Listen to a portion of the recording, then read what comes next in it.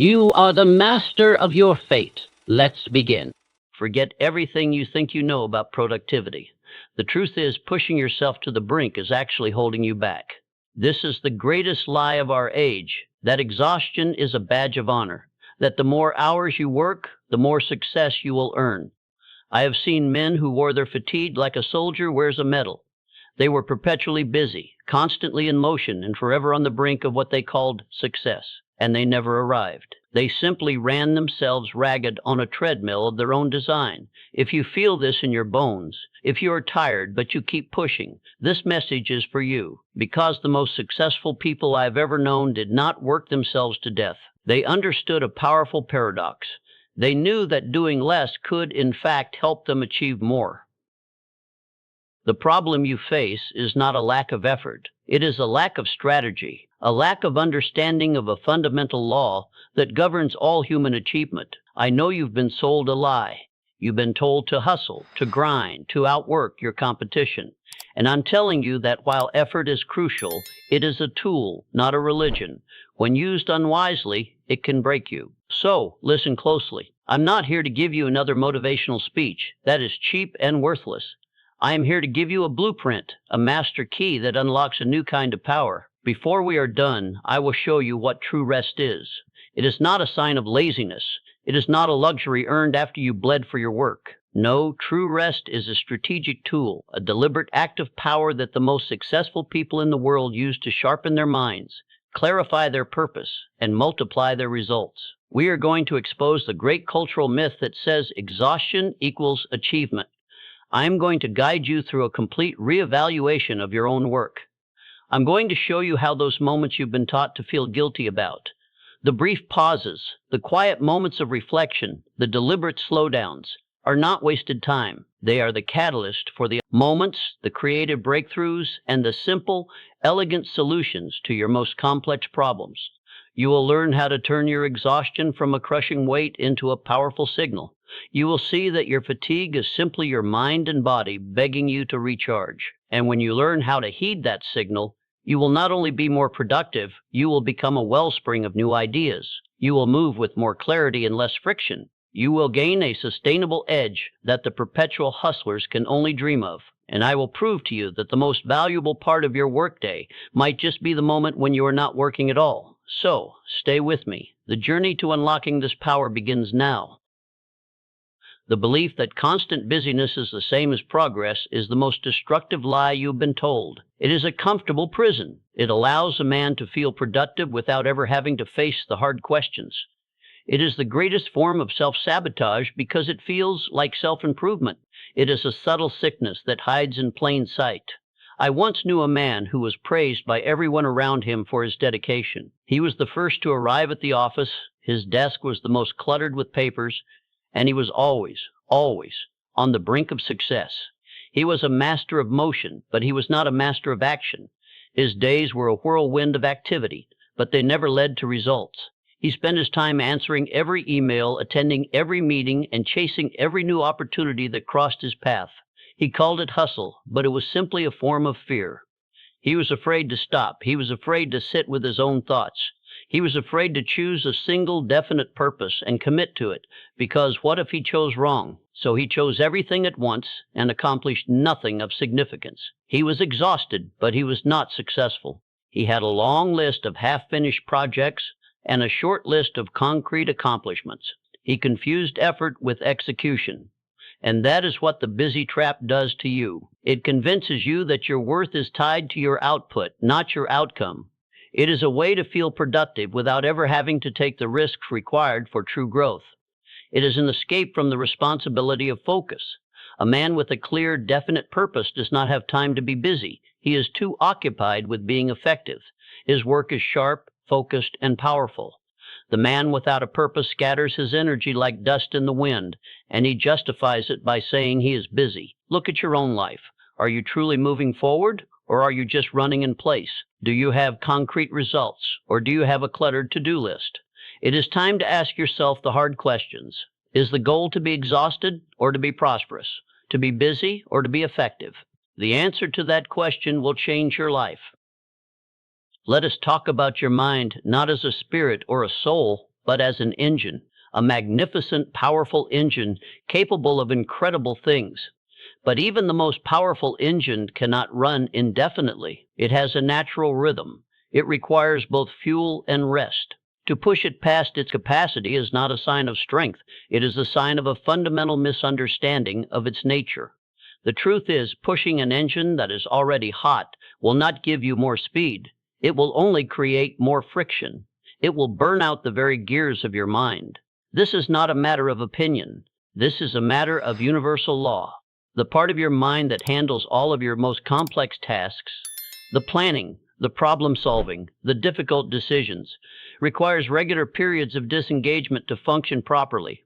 When you are tired, you are making every single decision with a blunted instrument. You are trying to cut steel with a butter knife. The quality of your work suffers. Your judgment becomes clouded, and your creativity, the very thing that separates the merely busy from the truly brilliant, is the first thing to disappear.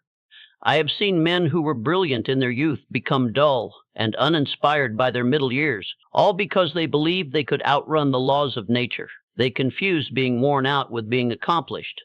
They mistook exhaustion for effort. They thought if they just kept pressing forward, a breakthrough would come, but it never did. A breakthrough is not forced. It is born from a mind that has been given a moment to breathe, to sort itself out, to make the quiet connections that a frenzied mind could never see. You do not find the right key to a lock by rattling every key on the chain. You step back, you look at the lock, and your intuition, your inner wisdom tells you which key to try. That intuition only speaks in moments of quiet. Your mental energy is a finite resource, my friend. It is like a battery. You can either use it wisely, charging it regularly and strategically, or you can drain it to zero and find yourself helpless in the dark. The choice you are making right now is a choice of mastery over your own faculties. Are you a master, or are you a slave to your own fatigue? The world remembers Thomas Edison for his relentless work ethic, for the thousands of experiments, for the endless nights in the laboratory. They remember the famous quote about genius being 1% inspiration and 99% perspiration. And that is all true. But there is a deeper truth, a part of the story that is almost never told. Edison was a master of effort, but he was also a master of rest. He had a specific chair in a quiet room of his laboratory, a place he called his thinking chair. When he was stuck on a problem, when his conscious mind had exhausted every single angle and every logical path had led to a dead end, he would not push harder. He would get up and he would go to that chair. He would simply sit. He would not bring papers. He would not bring books. He would allow his mind to wander, to drift, to disengage entirely from the problem. He understood that the breakthrough was not going to come from more struggle. It was going to come from a place of peace. And time and again, it did. The solutions to his most complex problems, the problems that had tormented his conscious mind for days or even weeks, would present themselves to him in these moments of conscious idleness. They would arrive unbidden, fully formed, like a visitor knocking at his door. He understood a secret that most people never learn. Your subconscious mind is a tireless worker. It never sleeps. It processes information and works on your most difficult problems 24 hours a day. But it cannot give you its conclusions, its creative breakthroughs, if you are constantly filling your conscious mind with noise and new tasks. It needs space. It needs a moment of quiet to deliver the answer that has been waiting for you all along. So, here is your first true assignment. Today, or perhaps tomorrow, schedule a thinking break. It can be just 10 minutes. Find a quiet chair. Put your phone away. Do not look at a book. Do not try to solve anything. Simply allow your mind to be still. You will find that the moment you stop trying so hard to get an answer, your mind will finally have the room it needs to give you one. This simple act is not a luxury. It is a strategic tool used by the greatest minds in history to create their most valuable work. Let us be clear. Not all rest is created equal. Most people believe rest is a singular act, to stop, to sit, to sleep. But that is a profound misunderstanding. The man who achieves mastery understands that rest is not a one-size-fits-all activity. It is a strategic tool with different functions, designed to serve different needs. There is passive rest, and there is active rest. A great leader knows which one he needs, and he provides it for himself. Passive rest is what you think of as traditional rest. It is the deep sleep you get after a day of labor. It is the short nap that recharges your physical body. It is the moment you simply sit in silence with a closed mind and a still body.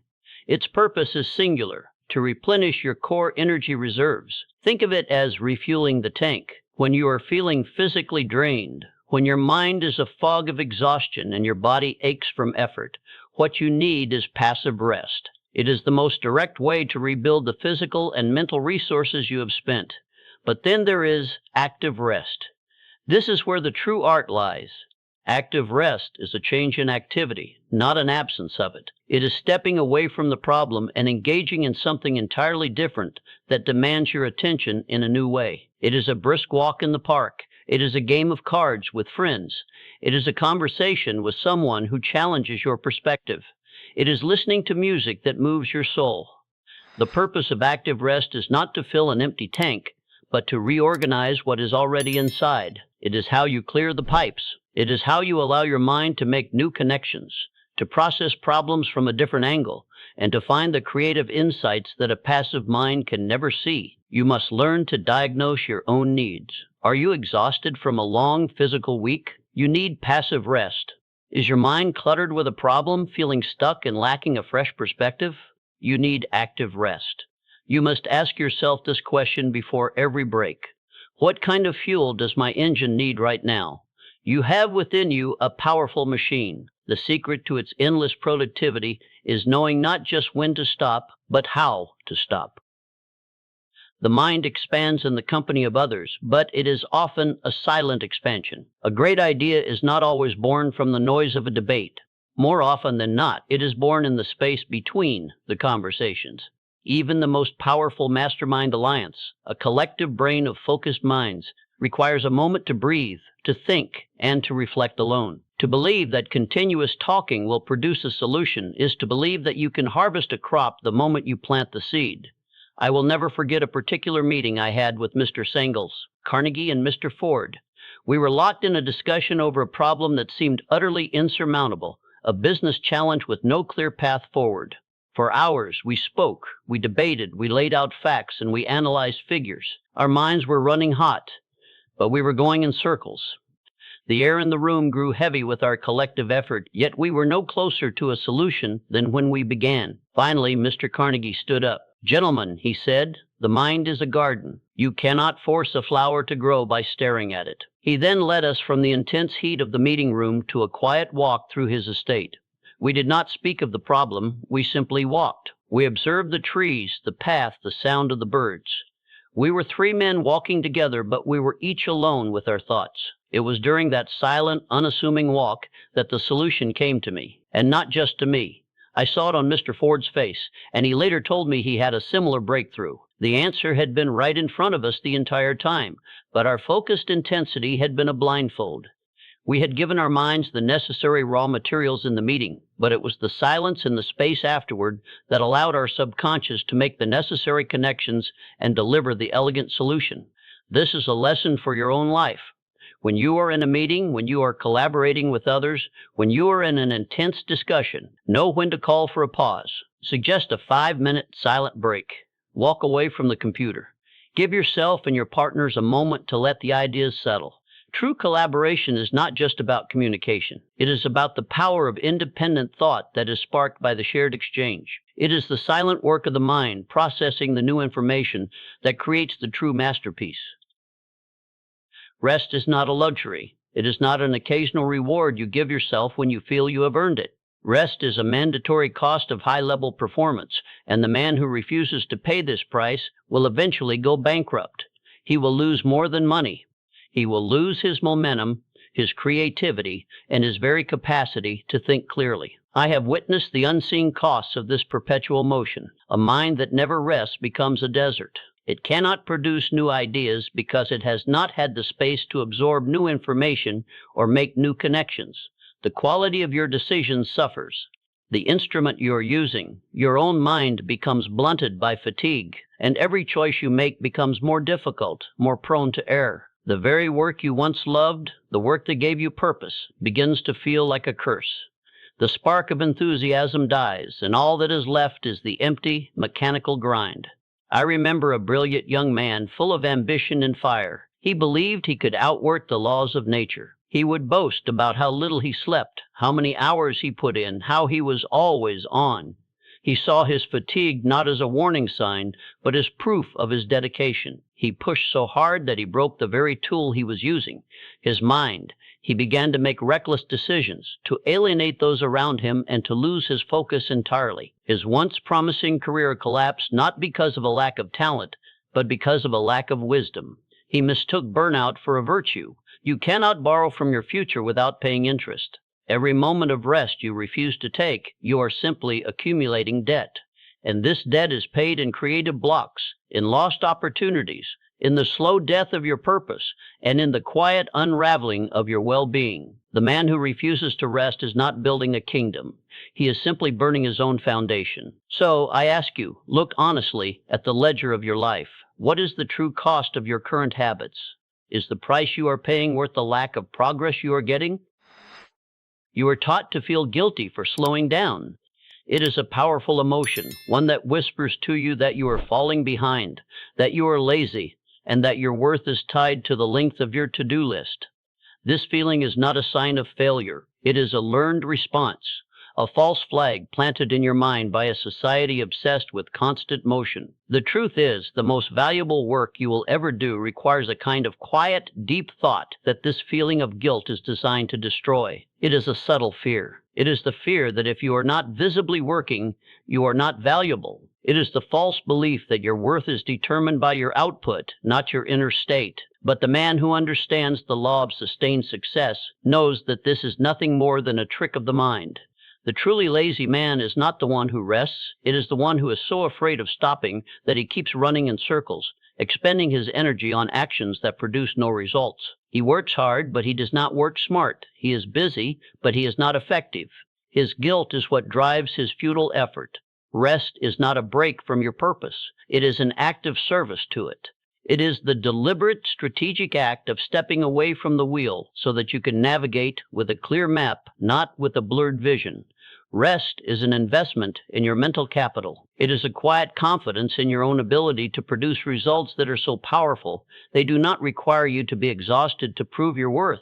So, the next time that little voice in your mind tells you to feel guilty for taking a moment to breathe, I want you to give it a new command. I want you to say this simple truth to yourself, and I want you to feel it in your bones. My greatest work comes from a place of power, not a place of exhaustion. My rest is not a break from my purpose. It is an act of service to it. You were taught a lie. Now you must teach yourself a new truth. Your rest is as unique as your definite purpose. What truly revitalizes you is not going to be found in a book or on a list. It is found by becoming a student of yourself, by paying careful attention to the subtle signals your mind and body are constantly sending you. You cannot apply a one-size-fits-all solution to a problem as personal as your own energy. The man who truly masters his life understands that his recovery ritual is as important as his work ritual. So, let me give you a starting point. It is not a rigid schedule. It is a framework for your own experimentation. First, you must identify what truly restores you, not just distracts you. A hobby, a conversation, a walk in nature, or a moment of complete and utter silence. What is it that truly fills your cup? Pay attention to the feeling. Does it create more energy, or does it simply pass the time? Is it a mental rest that helps you clear the clutter, or is it a physical rest that helps you rebuild your strength?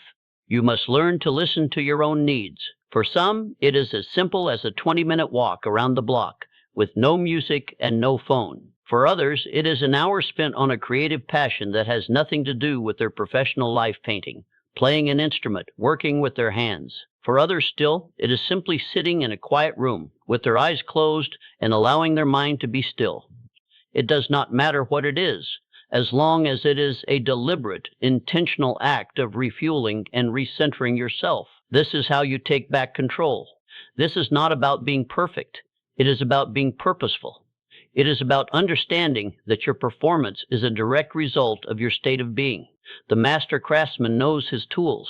He knows when they are sharp, and he knows when they need to be honed. Your mind is your greatest tool. Learn its rhythm, learn its needs. It is the only way to build a life of sustained achievement. So, here is your next step. Today, before this day ends, I want you to choose one small, intentional act of rest. Just one. Do it, and pay attention to how you feel afterward. Make it a deliberate choice, not an accidental one. Begin the process of building your own rhythm, because it is the only way to play the long game. The world will try to convince you that the ultimate productivity hack is a new app, a new system, or a new way to squeeze another hour out of your day. They are wrong. They are looking for a shortcut to a destination that has no shortcuts. The highest form of productivity is not found in doing more, but in doing what truly matters with a sharp, focused, and powerful mind. The ultimate productivity hack is this: to learn to stop. It is the wisdom to pause. It is the discipline to step away. It is the strategic act of stepping back from the work so that you can see the entire blueprint, not just the single nail you are hammering. A bow that is always pulled taut will lose its power. An axe that is always chopping will dull its blade. To achieve sustained success, you must master the rhythm of effort and rest. What I have told you is not a trick. It is a fundamental law of all human achievement. It is the reason Edison's greatest ideas came to him in a quiet chair. It is the reason my mastermind with Carnegie and Ford had its breakthrough during a silent walk. It is the secret that separates the masters from the masses. The masters are not defined by how hard they work. They are defined by how effective their work is. And they know that effectiveness is the direct result of a mind that is constantly being sharpened, a spirit that is constantly being renewed. This is not a one-time fix. It is a new way of living. It is a commitment to a life of wisdom over exhaustion, of purpose over busyness. It is the acknowledgement that your mind is your greatest asset, and it deserves to be treated with respect. From this moment forward, you must carry this truth with you. Your next great leap forward will not be found in a desperate push. It will be found in the deliberate pause. The man who learns to stop will be the man who learns to move mountains. So you have seen the truth. The man who achieves true and lasting success does not view rest as a reward he earns after the work is done. He views it as the prerequisite for the work itself. He knows that his power is not found in endless motion, but in strategic preparation. He knows that a mind that is clear and sharp will always outpace a mind that is tired and dull. The power you seek, the vision, the clarity, the unstoppable drive is already within you. It is waiting for you to create the space it needs to surface. The greatest achievements are often born in the moments when the world thinks you are doing nothing at all. Your life's masterpiece will be painted with both bold strokes of effort and quiet moments of stillness. Learn to be still. It is the first step to moving mountains. Key takeaways and action steps. The time for talk is over. The blueprint is now in your hands. A plan is only as good as the action that follows it. You have now seen the truth, and you can no longer pretend you do not know it. The greatest victories are not won by the exhausted. They are won by the prepared. Your path to power begins. Now, 1. Stop and assess. Find 15 minutes of absolute silence today. No phone, no music, no distractions. Sit and ask yourself one simple question. What is the single biggest mental bottleneck holding me back right now? The answer that comes to you in the silence is the one you must face. 2. Define your rest. List 3 specific activities, 1 passive, 2 active, that genuinely refuel your mind and spirit. Not what you think you should do, but what truly fills your cup. Maybe it is a nap, a walk in the woods, or a conversation with an old friend. This is your personal fuel. 3. Implement the micro pause. This week, commit to a small, deliberate act. For every hour of focused work, take a 5-minute break. Stand up, stretch, look out a window, and simply breathe. Do not try to solve anything. You are just giving your mind room to think. 4. Embrace the new truth. The next time that voice of guilt whispers in your ear that you are falling behind, say this out loud to yourself. My greatest work comes from a place of power, not a place of exhaustion. My rest is not a break from my purpose. It is an act of service to it. This is the end of the lesson, but it is just the beginning of your victory. Go now and begin the work. Remember, your success begins the moment you decide to act.